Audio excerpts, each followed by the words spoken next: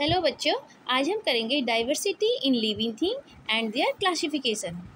Diversity in living, diversity मतलब होता है लिविंग थिंग्स में कितने डिफरेंस हैं अलग अलग तरीके से और उस बेसिस पे उनका classification. Okay, now first one, diversity in plant. Various type of plant are found in many places around us. Some plant like grass are short while others are tall and have a canopy. Some plants grow underwater while some others float on water. We find that some plants grow even in desert. Moreover, we find that there is a lot of variety in the same types of plant. ठीक है ना। अब हम यहाँ पे तक देखेंगे पहले कि वेरियस टाइप, अलग अलग टाइप्स के प्लांट्स होते हैं, ठीक है ना, और वो अलग अलग प्लेस में मिलते हैं। जस्ट लाइक सम प्लांट कैसे होते हैं, ग्रास मतलब कि शॉर्ट, जो छोटे छोटे बिल्कुल ग्राउंड लेवल पे होते हैं, ग्रासेस होते हैं। बहुत सारे प्लांट बहुत टॉल होते हैं, ठीक है ना। सम कोनेपी टाइप होते हैं। सम प्लांट्स ग्रो करते हैं अंडर वाटर, जबकि सम क्या करते हैं, फ्लोट ऑन वाटर, ठीक है। कुछ प्लांट्स हमें डिजर्ट में भी ग्रो करने को दिखते हैं। Moreover, we find that there is a lot variety in the same plant type of plants. तो हमें बहुत सारी एक ही प्लांट की बहुत सारी वेराइटीज हमको देखने को मिलती हैं, ठीक है ना। For example, there are different variety of rice और wheat, different types of roses and mangoes of different flavours. अब हम देखते हैं कि हमारे राइस और व्हीट भी डिफरेंट वेराइटीज होती हैं, ठीक है ना। होते तो राइस और व्हीट ही हैं, और उनकी वैरायटी कोई लंबे होते हैं, कोई छोटे होते हैं, कोई ब्राउन कलर के होते हैं, है ना। तो ये अलग अलग प्लेस पे डिपेंड करता है कि कहाँ पे क्या होता है। अलग अलग टाइप के रोजेस होते हैं, उस कलर देखिए उनके कलर अलग अलग होते हैं, कोई छोटे होते हैं, बड़े होते हैं, ठीक है ना। मैंगोज का भी अलग अलग डिफरेंट फ्लेवर्स के हमको मैंगोज मिलते हैं, ठीक है। Some plants grow even without stem, leaves और रूट। और कुछ कुछ प्लांट्स ऐसे होते हैं उनमें क्या होता है, स्टेम भी नहीं होती, लीव्स भी नहीं होते, रूट्स भी नहीं पाई जाती हैं। These are different from ordinary plants. वो ordinary plants से अलग होते हैं। Okay, let us study this diversity among plants. अभी जो diversity है अलग अलग plants में, ठीक है ना, तो उसे हम अभी study करेंगे। Now, plants make their own food in sunlight. ठीक है, ये तो हमें सबको पता है कि प्लांट्स अपना खाना खुद ही बना लेते हैं।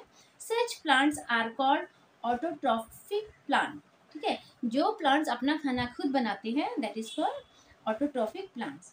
For example, hibiscus, pomegranate, periwinkle और हमारे अराउंड जितने भी हमें ग्रीन कलर्स के प्लांट दिखाई देते हैं वो सब अपने आप खाना बनाते हैं, तो दैट इज कॉल्ड ऑटोट्रॉफिक। आप इनमें और भी ऐड कर सकते हैं, आपके आसपास जो भी नजर आता है ग्रीन कलर का प्लांट वो सब ऑटोट्रॉफिक होते हैं।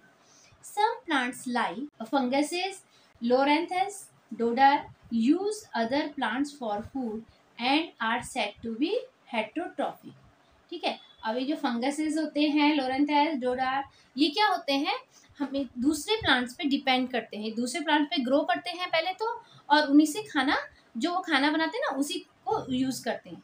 That plants are called heterotrophic plant, जो खाना खुद नहीं बनाते हैं।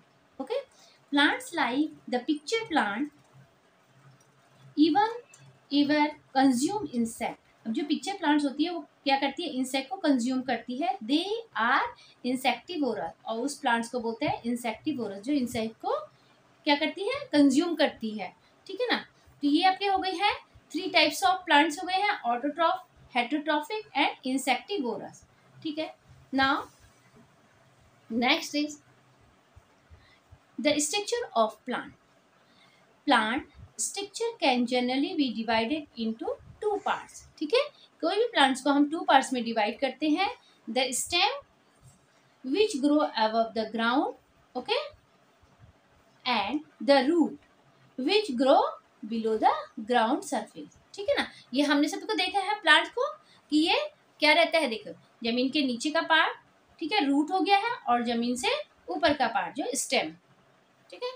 तो ये हो गया the root, stem and leaves are the main parts of the plants. From time to time, plants bear flowers for reproduction. अब जो plants में जो flowers लगते हैं वो उसका यूज कहाँ पे होता है, रिप्रोडक्शन में, न्यू प्लांट्स के लिए, ठीक है। Flower are transform into fruit. Flowers किस में चेंज होता है? फ्रूट में चेंज हो जाता है। Fruit have seeds, seed give rise to new plants. समझ में आया? पहले फ्लावर होता है, फ्लावर से फ्रूट बनता है। देखिए फ्लावर्स लगे हुए हैं, इससे क्या बना? फ्रूट बन गया। और फ्रूट के अंदर क्या होते हैं? सीड्स होते हैं। और जब हम सीड को निकाल के फिर अगर हम इनको बो देंगे उसमें जमीन में, तो ये एक न्यू प्लांट बन जाएगा। ओके ना, पार्ट्स ऑफ द प्लांट हमें बताए गए हैं, इनके फंक्शंस बताए गए हैं। तो first one is flower. This is the most attractive part of a plant. Plant का मोस्ट जो अट्रैक्टिव पार्ट होता है वो होता है flower. It is connected to the stem by a stalk which may be long और short. देखिए ये फ्लावर है, ठीक है ना। अब ये किससे जुड़ा हुआ है? ये स्टॉक, ये इसको बोलते हैं स्टेम से जुड़ा हुआ। A flower has a typical color and shape. Flower के कोई भी बहुत सारे कलर शेप अलग अलग तरह के होते हैं। The flower is an important means of reproduction. ठीक है, आपको अभी बताया था, ये रिप्रोडक्शन में इसका मेन रोल होता है। Next is leaf. The leaf is flat. ठीक है, लीफ कैसे होती है? फ्लैट होती है। It play an important role in the production of food. अभी देखो यहाँ पे प्रोडक्शन ऑफ फूड, इसको किचन ऑफ प्लांट भी हम लोग लीफ को बोलते हैं। क्यों बोलते हैं? क्योंकि ग्रीन कलर की होती है और सनलाइट लेगी, कार्बन डाइऑक्साइड लेगी और रूट से क्या लेता है? पानी को एब्जॉर्ब करती है और फिर यहाँ पे क्या बनाता है? खाना बनाते हैं पूरे प्लांट्स के लिए। Leaves are mainly of two types की लीव्स होती है, simple and compound leaves. This is called compound leaf and this is simple leaf. Now, stem. The height, shape and size of plant depend upon the stem. Plant, किसी भी plant का shape, size या उसका height क्या होगा वो depend करता है स्टेम पे। The stem carries out the function of production, conduction and storage of food. In some plants it has the function of reproduction. It gives support to the other parts of the plant.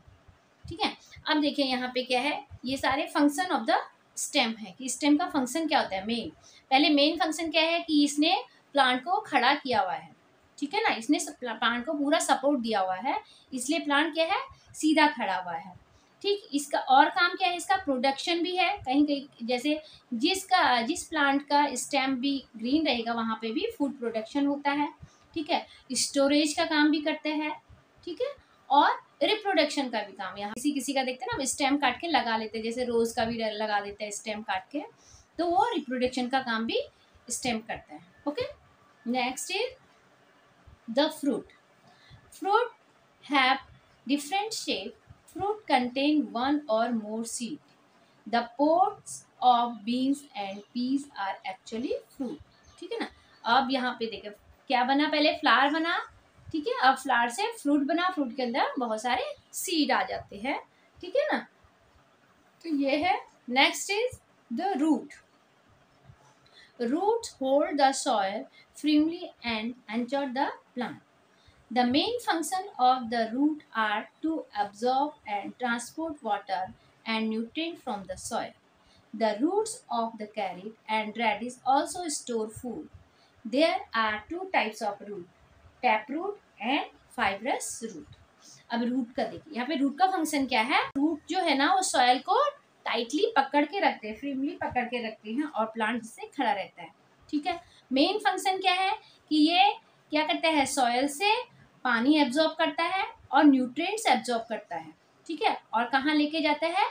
Plants के हर एक parts को देता है। Okay, now the roots of the carrot and radish also store food. और storage का काम भी करता है। जो हम कैरेट और रेडिश खाते हैं वो भी एक रूट है ना। वो इतनी मोटी क्यों होती है? क्योंकि उन्होंने अपने लिए खाना स्टोर उसमें किया रहता है। ठीक है, there are two types of root, tap root and fibrous root. अभी टैप रूट और फाइब्रस रूट क्या होती है? जैसे इस वाले प्लांट में देखेंगे हम, इसका एक मेन रूट है, ये वाला है ना, ये मेन रूट होता है और इससे छोटी छोटी ब्रांचेस निकली हुई है, तो दिस इज टैप रूट। ठीक है, ये टैप रूट हो गई है। इसमें ये वाला ये टैप रूट हो गया क्योंकि इसका एक ये है ना मेन रूट, एक रूट होता है और मेन रूट से ही अलग अलग ब्रांचेस निकली होती है।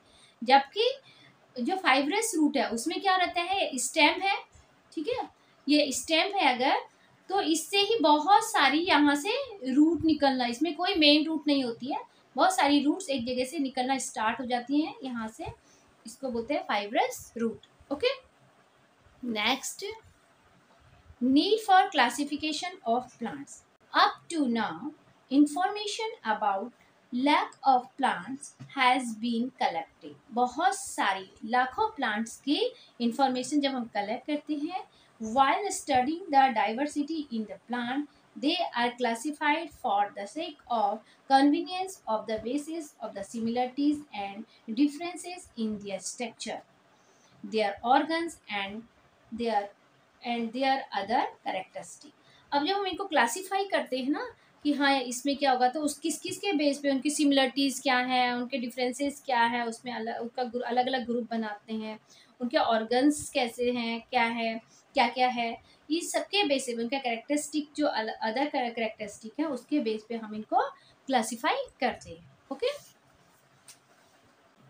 The scientist Carolus Linnaeus made the first scientific classification of plant.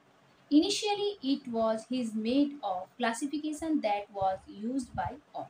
ठीक है, जो साइंटिस्ट हुए हैं कैरोलस लिनियस, उन्होंने फर्स्ट क्या किया था, प्लांट का क्लासिफिकेशन किया था साइंटिफिकली। ओके, तो आज भी हम उसको यूज करते हैं। अभी ये आपके लिए दिया गया है कि आप अपने सराउंडिंग में जाइए और उसको प्लांट्स के नाम लिखिए और फिर उनका अलग अलग तरीके से, कि जैसे है नेचर ऑफ द स्टेम, उनका स्टेम कैसा, हार्ड है, सॉफ्ट है, ग्रीन है, कैसा है, ठीक है ना, थिक है, उडी है कि नहीं है, ये सब, ये वो प्लांट कहाँ ग्रो कर रहे हैं, लैंड पे ग्रो कर रहे हैं या वाटर में ग्रो कर रहे हैं या अंडर वाटर ग्रो कर रहे हैं, हाइट क्या है, ब्रांचेज हैं कि नहीं है, ठीक है ना, और लीव्स उनका शेप क्या है, कलर क्या है, एजेस कैसे हैं, इस सब बेस अलग अलग बेस पे उनका आपको लिखना है, ये चार्ट आपको बनाना है। Okay, classification of plant. We can easily notice the difference in the shape and height of the plant in our surrounding. It is easy to classify the plants on the basis of this observation। अब हम अपने अपने surrounding ही अगर देखते हैं तो हमें क्या दिखते हैं, देखिए कुछ कुछ तो बिल्कुल छोटे ग्रासेस टाइप के दिखेंगे, कुछ बुशेस टाइप के दिखेंगे, कोई बड़े बड़े ट्री दिखेंगे, किसी के स्टेम बहुत थिक है, किसी के स्टेम ज़्यादा थिक नहीं है, किसी के ग्रीन स्टेम है ना। तो ये हमको इसके बेसिस पे अगर हम सिर्फ ऐसे देखते हैं अपने सराउंडिंग देखेंगे तो हमको सेफ और हाइट के हिसाब से अगर हम देखते हैं तो हम उनको इजीली क्लासीफाई कर देते हैं, अरे नहीं ये इसके साथ है, ये इसके साथ है ना। तो next is what are the similarities between a mango, banyan and a tamarind tree.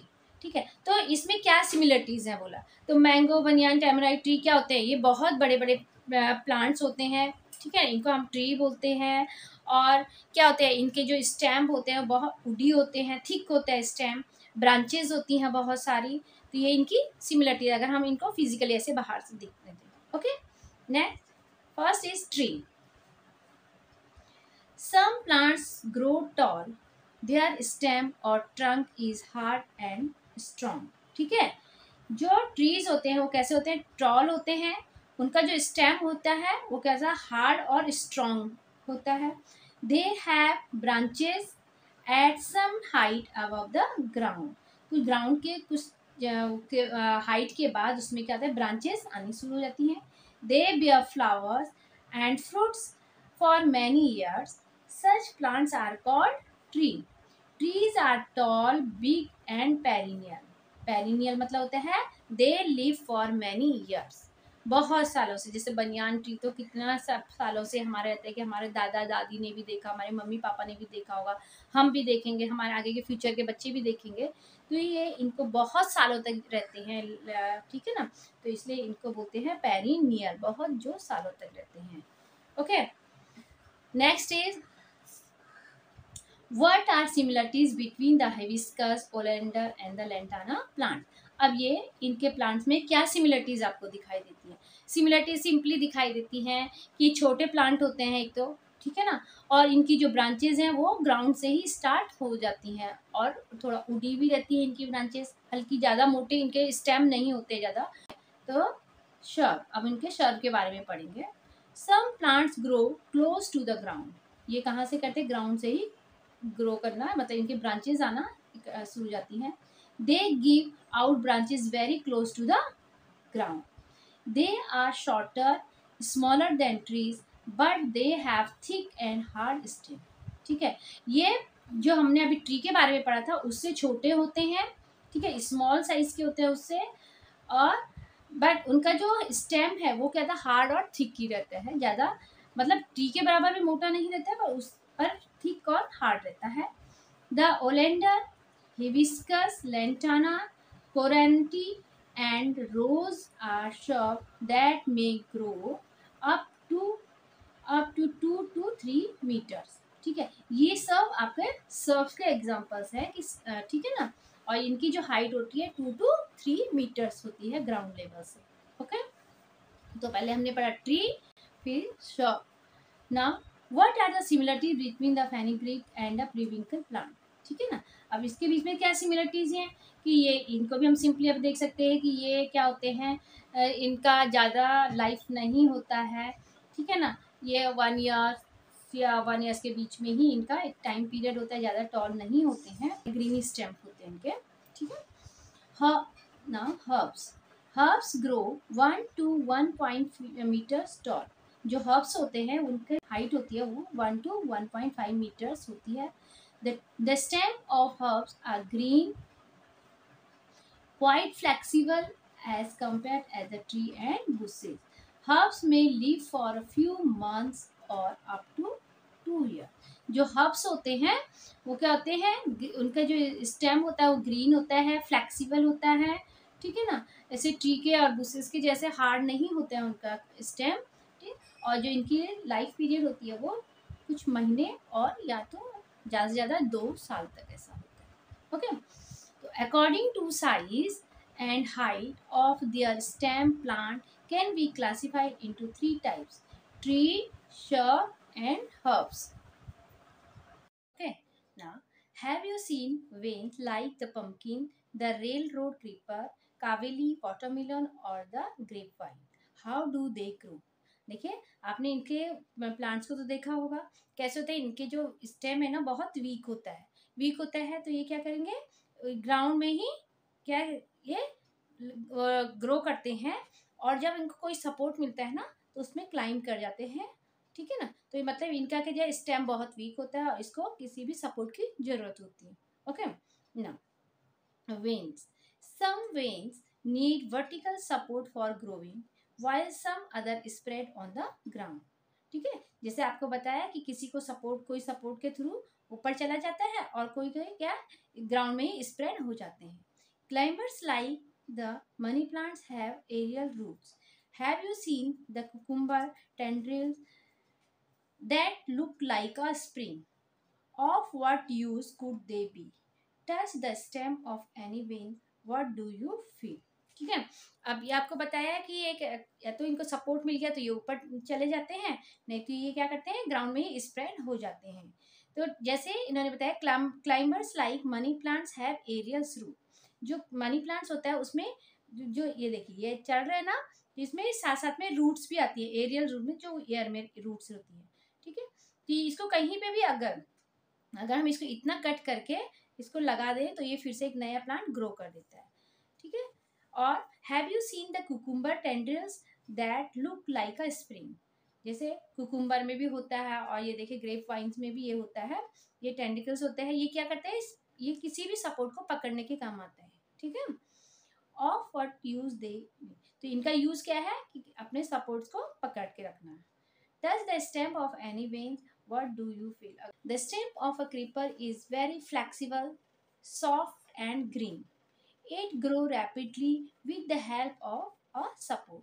ठीक है, जैसे इनको कोई भी सपोर्ट मिलता है तो इसमें उस पे ग्रो जल्दी से कर जाते हैं। ठीक है, next is can you tell how for how many years do crops like bajra, wheat, corn, radish, marigold live. ठीक है, तो ये कितने कितने टाइम के लिए रहते हैं। जैसे जैसे लाइक है बाजरा हो गया, वीट हो गया, कॉर्न हो गया, ये 1 1 ईयर्स का इनका लाइफ पीरियड है। ठीक है, 1 ईयर में ये ग्रो भी होते हैं और इनका सीड भी लग जाता है और कट भी जाते हैं। रेडिस हो गया है वो 2 ईयर्स लेता है। And marigold less than 1 year. Okay, the life cycle of plant like jowar sunflower is completed in 1 year। कौन सा? ज्वार, सनफ्लावर, ये पूरा कंप्लीट होने में मतलब ग्रो करने से लेके और उससे पूरा जब इसमें सीड आ जाती है, फ्लावर आ जाते हैं, उसमें के लिए पूरा 1 ईयर लेते हैं। These plants are called annual plant. उन प्लांट्स को कहते हैं एनुअल, जो 1 साल के अंदर ही पूरा ग्रो होके और उसमें सीड लग जाता है। The life cycle of a plant like the carrot and beetroot is 2 year. जैसे कैरेट हो गया, बीटरूट हो गया है ना, रेडिस हो गया है, ये कितना लेते हैं? उनका जो पूरा लाइफ साइकिल है प्लांट का वो 2 ईयर्स लेते हैं। They are called biennial. Shrubs like the hibiscus, oleander and tree like mango, gulmohar lives for several years. ठीक है, and bear flowers and fruit, they are called perennial. ठीक है ना। अब ये जो है ना हिबिस्कस हो गया, ओलेंडर हो गया, ट्रीज, अलग अलग तरह के जो भी ट्रीज होते हैं, यहाँ पे मैंगो, गुलमोहर, ये सब दे रखा है, ये बहुत साल लेते हैं इनके लाइफ साइकिल। ठीक है, दे आर कॉल्ड पेरिनियल, इनको बोलते हैं पेरिनियल प्लांट्स। ठीक है, according to the period of their life cycle plants are classified as annual, biennial and perennial. तो इनके लाइफ साइकिल के अकॉर्डिंगली अगर हम इनको क्लासिफाइड करते हैं तो इनको 3 पार्ट्स में हम डिवाइड कर सकते हैं। Okay, to which part of plant are butterfly and insect attract. अब सबको पता है बटरफ्लाई और इंसेक्ट किस प्लांट्स के कौन से पार्ट से अट्रैक्ट होते हैं? फ्लावर से। Okay, plants that bear flower are called flowering plant. जो भी प्लांट फ्लावर इसमें खिलता है उसको बोलते हैं flowering plant. While the plant that never bear flower are called non flowering plant. और इसमें फ्लावर्स नहीं लगते हैं उनको बोलते हैं non flowering plant. Non flowering plant मेन not have organs like roots, stem and leaves। Non flowering जो प्लांट होते हैं उसमें ये भी हो सकता है कि उसमें रूट्स भी ना हो, स्टेम भी, और लीव्स भी नहीं होती किसी किसी में। ठीक है, now what types of plants are toad stools and mushroom. ठीक है, ये कौन से हैं? कौन से प्लांट हैं? ये फंगस हैं। ठीक है, ये खुद खाना नहीं बनाते हैं, ये हेटेरोट्रॉफिक प्लांट्स हैं। ओके, मतलब दूसरे पे डिपेंड रहना है। What types of plant is the fig. Fig कौन सा है?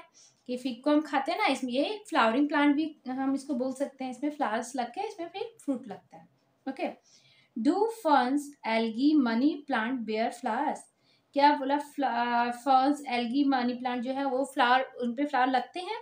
नहीं, उन पे फ्लावर नहीं लगते हैं। They do not bear flowers. Okay, next, the world largest flower is found in Indonesia. जो वर्ल्ड का लार्जेस्ट फ्लावर है, ठीक है, वो कहाँ पे मिलता है? Indonesia. The diameter of the flower of the plant Rafflesia arnoldii is about 1 metre. ठीक है, इसका जो डायमीटर है, मतलब अगर पूरा देख इसका जो डायमीटर हम देखेंगे तो वो कितना है? 1 metre. Okay, the world smallest flower of the plant is called Wolffia or duckweeds. ठीक है, ये वाला।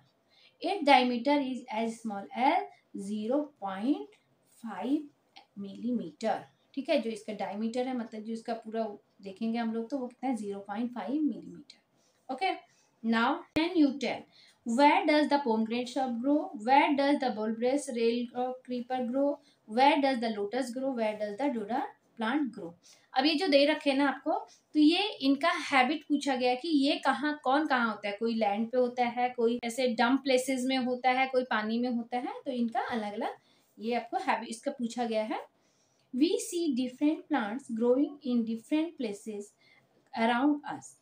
Plant can be classified according to their habitat or the place where they grow। जो अभी आपको बताया था ना कि ये पूछा गया है कि कौन से प्लेस में ग्रो करते हैं। Land, water, marshy area, desert and even a big tree are the various habitat of the plant. कि अब इसमें आपको बताना है कि कौन सा प्लांट या लैंड में ग्रो करता है, या वाटर में, या मार्शी एरिया में, डिजर्ट में। Okay, now use your brain. Why does the water hyacinth float on the water, ठीक है ना। ये जो प्लांट है वो फ्लोट क्यों करता है वाटर में, क्योंकि क्या होता है इसमें, हाइसेंथ में क्या होता है, hyacinth have large air cavity in the tissue. जो ये प्लांट है उसके अंदर जो कैविटी होती है उसमें बहुत सारी एयर भरी रहती है। Why is the stem of cactus fleshy, cactus का जो स्टेम है वो फ्लैसी क्यों होता है, क्योंकि उसमें क्या होता है, because of water is stored in them, ठीक है। जो स्टेम में है उसमें वाटर स्टोर किया जाता है। What different criteria are use to classify plant, ठीक है ना। तो प्लांट्स को हम किस किस बेस पे बोला क्या क्लासीफाई कर सकते हैं, तो अभी हमने पढ़ा है एक तो किसके, एक तो हैबिटेट कि वो कौन से प्लेस में ग्रो करता है, ठीक है ना, लैंड में, वाटर में, मर्शियल एरिया में, डिजर्ट में, किस में करता है। दूसरा आ गया है कि अभी हमने देखा कौन फ्लावरिंग और नॉन फ्लावरिंग के बेस पे भी हम इसको क्लासीफाई कर सकते हैं। देन हमने देखा है इसका लाइफ साइकिल के बेस पे भी हम इसको क्लासीफाई कर सकते हैं प्लांट्स को, एनुअल है, बाइनियल है, पेरिनियल है, ठीक है ना। और उसके हाइट के हिसाब से भी, ठीक है ना, ट्री है या सर्ब्स है या हर्ब्स है, उसके अकॉर्डिंगली भी हम लोग क्या कर सकते हैं, प्लांट को क्लासीफाई कर सकते हैं। Now diversity and classification in animals, अभी हमने प्लांट्स के बारे में पढ़ा था, अब हम एनिमल्स के बारे में पढ़ेंगे, ठीक है। Different animals have developed different shape to survive in the environment. There is a great variety in the body structure of animals too. The amoeba that cannot be seen with our eyes, okay, the huge elephants, the small snail, the fish that swim in the water, a kite that flies high in the sky, butterfly that fly around the flowers, a horse lizard that crawls on a wall are all animals. Each has different characteristic. अब देखिए हमने इतने animals के बारे में यहाँ पे देखा है, पर क्या है, सबके अलग अलग कैरेक्टरिस्टिक हैं, ठीक है ना। जैसे इसने बताया अमीबा, अमीबा कितना छोटा है जिसको हम लोग अपने आई से नहीं देख सकते हैं, ठीक है ना। वहीं पे एक ह्यूज एलिफेंट है, बहुत बड़ा एलिफेंट है, वहीं पे एक स्मॉल स्नेल रहता है, वहीं पे फिश वाटर में स्विम करती है ना। काइट जो वो हाई स्काई में फ्लाई करता है, बटरफ्लाई जो हमारे फ्लावर्स के अराउंडली फ्लाई करती रहती है। तो ये हम अलग अलग एनिमल्स हैं, उनके कैरेक्टरिस्टिक भी बहुत अलग अलग है। Animals have body parts like a head, a neck, a torso, a tail, and limbs for movement. They have various organ systems which carry on various functions inside their body. In this respect, too, there is a lot of diversity in animals. ठीक है ना। अब हर animals के पास head भी रहेगा, नेक भी रहता है, टॉर्सो भी रहेगा, ठीक है ना, अलग अलग चीजें सब रहती हैं, फिर भी big a lot of diversity हम लोग अभी पढ़ेंगे। Can you tell what are the difference in the body structure of animals like snake, lizard, tiger, a fish, an eagle, a hen, a crab, a housefly, an earthworm, a crocodile and a grasshopper. तो ये जब हम देखते हैं ना, तो अभी आप यहाँ पे पिक्चर्स में देखेंगे तो सबको देखेंगे तो क्या है, इनका बॉडी स्ट्रक्चर सबका अलग अलग है, बहुत ही डिफरेंट है, ठीक है।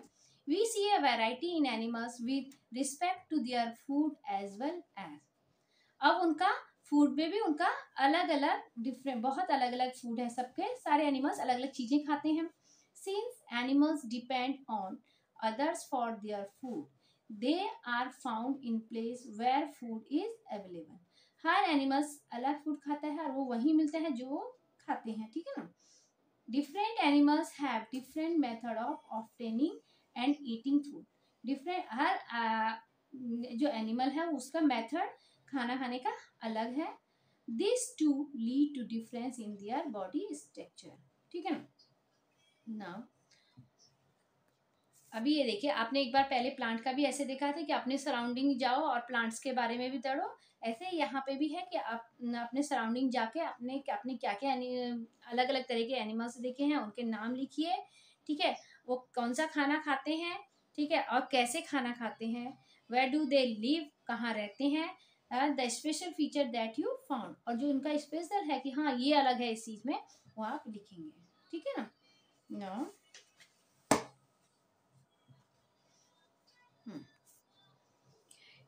drop of water from a puddle and place it on a glass slide. Observe it under a microscope. What do you see? अभी बोला पानी लेंगे हम कहीं पुडल से, ठीक है ना। अब बारिश के सीजन में बहुत पानी इकट्ठा रहता है, वहां से अगर हम पानी लेते हैं एक ड्रॉप और उसको माइक्रोस्कोप के अंडर देखेंगे तो उसमें हमको क्या दिखेंगे? हमको बिल्कुल छोटे छोटे से देखो दिखेंगे कुछ organism. When a drop of water from a puddle is seen under a microscope, innumerable microbes can be seen moving about in it. ठीक है ना. You will see the continuously moving amoeba. The paramecium is also unicellular animal like the amoeba. तो जब हम पानी में देखेंगे तो बहुत सारे माइक्रोब्स जो करेंगे मूवमेंट करते हमको दिखाई देते हैं. तो उसमें अमीबा, पैरामीशियम, ये सब हमको दिखाई देते हैं जो कि हम अपनी नेक्ड आई से नहीं देख सकते हैं. ओके, तो these are called unicellular animals. Unicellular animals मतलब कि जो सिर्फ एक ही सेल से बने होते हैं. ठीक है. A horse, a bear, a tortoise are multi cellular animals. अब ये जो है बियर, टॉर्टोइज, ये क्या है? मल्टी सेलुलर एनिमल्स है. ह्यूमन बींग्स भी एक मल्टी सेलुलर क्या है? एनिमल्स है.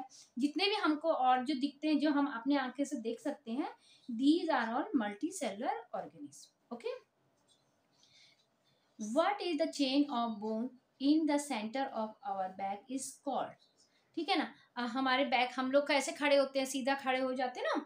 तो हमारे पीछे क्या होता है? हमारी बैकबोन होती है. तो उसको क्या बोलते हैं? चेन ऑफ बोन होती है. जो अलग अलग बोन्स की चेन बनी रहती है उसको बोलते हैं स्पाइन. ठीक है ना. Animals with a vertebral column and those without it form two groups known as vertebrates and invertebrates. Okay. तो देखिए, जो आपने अभी बैकबोन के बारे में हमने पढ़ा था ना, तो कुछ एनिमल्स में तो बैकबोन होती है, जैसे ह्यूमन बींग्स में हो गई है, ये कंगारू यहाँ पे दिख रहा है, ये सब दिख रहा है. तो इनमें क्या होती है? बैकबोन होती है. तो these animals are called vertebrate, जिनकी बैकबोन होती है. और किसी किसी में जैसे होते हैं, देखो स्नेल हो गया है, बैकबोन नहीं होती है, that animals are called invertebrates. Okay. Snake, birds, fish and kangaroo as also humans are vertebrates animals. ठीक है. ये इसके एग्जांपल्स दे रखे हैं. Animals such as snail, cockroaches, earthworm do not have a vertebrate, मतलब बैकबोन नहीं होती है उनकी, and therefore they are invertebrate animals. ठीक है. तो ये वर्टिब्रेट्स के आपके पे एग्जांपल्स आ गए, ये इनवर्टिब्रेट्स के एग्जांपल्स आ गए.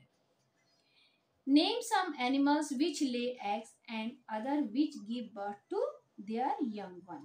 ठीक है ना. तो यहाँ अगर कुछ ले एग, ये जैसे यहाँ पे अभी हैन देख लो, तो हैन क्या करती है? ले एग करती है. ठीक है ना. और यहीं पे अगर हम लोग किसको, ह्यूमन बींग्स को, काव को, हॉर्स को, किसी को भी देखेंगे तो ये क्या करते हैं?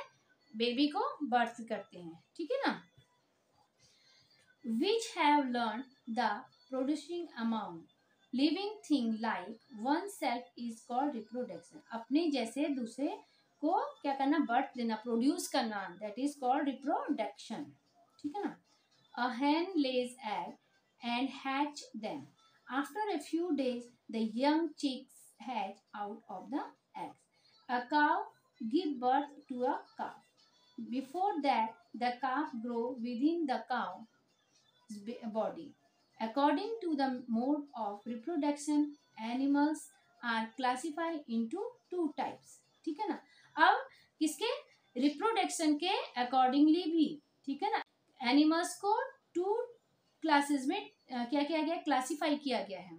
ठीक है. ठीक है. Oviparous animal, oviparous animals and viviparous animals. ठीक है. विच, तो ओविपेरस में क्या होते हैं? विच ले एग, जो एग ले करते हैं. और वेविपोरस में क्या करते हैं? Give birth to their young one, baby birth करते हैं. Okay. Where are the animals? Namely a horse, a bear, a tortoise, an alligator, a fish, a deer and a frog to be found. ठीक है. अब इनके habitat पूछा गया कि ये कहाँ रहते हैं, कहाँ मिलते हैं हमें. ठीक. According to their habitat, animals are usually classified into terrestrial and aquatic animals. ठीक है. अब उनके हैबिट्स के मतलब वो कहाँ पे रहते हैं उसके बेस पे, ठीक है, उसके अकॉर्डिंगली फिर से एनिमल्स को टू क्लासेस में क्लासिफाई किया गया है, टेरेस्ट्रियल एंड एक्वेटिक। टेरेस्ट्रियल में जो लैंड और एक्वेटिक में जो वाटर में रहते हैं। However, animals like frog, salamander, toad live in both places, जो कि लैंड में भी रहते हैं और पानी में भी रहते हैं, ठीक है ना। तो that is called amphibians animals, ठीक है। तो कौन से इसके एम्फीबियंस के, फ्रॉग हो गए, सैलिमेंडर, टोड, ये सब एम्फीबियंस है जो दोनों में रहते हैं, वाटर एंड लैंड दोनों में। Okay,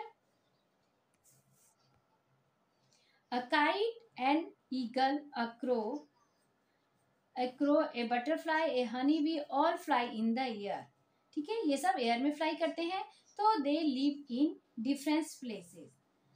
these animals are said to be an aerial mode of life, ठीक है, इनका होता है aerial mode of life. Okay, next ये है what are different criteria use to classify animals, ठीक है। एनिमल्स को क्लासिफाई करने के लिए क्या क्या यूज करते हैं, देखिए। तो सबसे पहले हमने इसमें यहाँ पे पढ़ा कि एनिमल्स को किस बेस पे क्लासिफाई किया गया है, सेल के हिसाब से, कि यूनिसेलुलर है क्या मल्टी सेलुलर है। दूसरा क्या था हमने, बैकबोन कि इसमें स्पाइन का, कि कौन से वर्टिब्रेट्स हैं कौन इनवर्टिब्रेट्स हैं। देन उनका बर्थ के हिसाब से, ठीक है, कि कौन एग ले करता है और कौन यंगवन को बर्थ करता है, उसके बेस पे भी हमने क्लासिफाई किया है। देन हमने क्या, टेरेस्ट्रियल है क्या एक्वेटिक है, एम्फीबियंस एनिमल्स है, इस पे इसके बेस पे भी हमने एनिमल्स को क्लासिफाई किया गया है। ओके, तो इन बेस पे हम लोग एनिमल्स को क्लासिफाई कर सकते हैं। Okay, now in the living world, a lot of diversity is seen both in animals and plants. Every plant and animals is unique. We should all make effort to conserve this diversity in the living world. अभी हमने सब पढ़ा ना पूरे उसमें कि चाहे वो प्लांट हो या एनिमल्स हो, सब में डाइवर्सिटी है, मतलब किसी में कुछ है अलग, किसी में कुछ अलग है, किसी में कुछ अलग है। तो ये क्या है, यूनिक वो है कि हाँ सबका अलग अलग पे भी सब एक साथ रहते हैं, ठीक है। तो हमें इसमें बताया गया कि हमको ऐसा एफर्ट करना चाहिए कि सब कंजर्व, मतलब हम सबको बचा सके इसमें, ठीक है। Plant are classified on the basis of their height, ये अभी हमने पढ़ा था, ठीक है। ये आपका मेन चीजें दिया हुआ है, their height, their shape of stem, periods of life cycle and habitat. And animals के लिए, एनिमल्स को कौन से बेसिस पे क्लासिफाई कर सकते हैं, cell structure, vertebra column, method of reproduction and habitat. Okay, तो ये आपका जो चैप्टर है वो फिनिश हो चुका है। इसकी जो एक्सरसाइज है हम नेक्स्ट वीडियो में देखेंगे। Okay, bye.